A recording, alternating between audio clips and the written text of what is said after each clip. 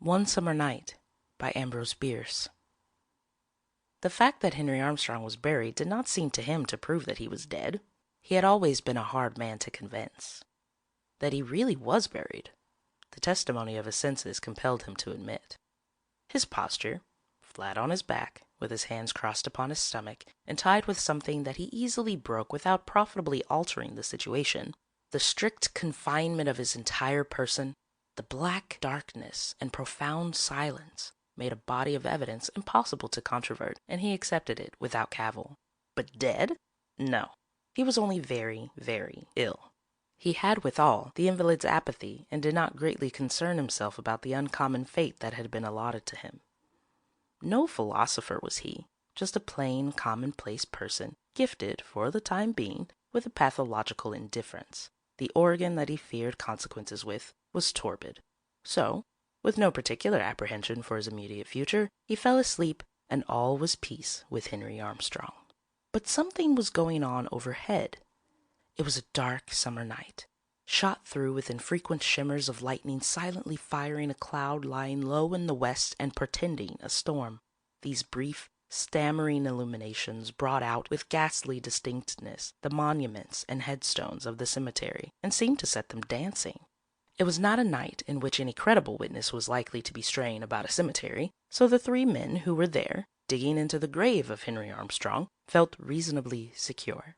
Two of them were young students from a medical college a few miles away. The third was a gigantic Negro known as Jess. For many years Jess had been employed about the cemetery as a man of all work, and it was his favorite pleasantry that he knew every soul in the place. From the nature of what he was now doing, it was inferable that the place was not so populous as its register may have shown it to be. Outside the wall, at the part of the grounds farthest from the public road, were a horse and a light wagon, waiting. The work of excavation was not difficult.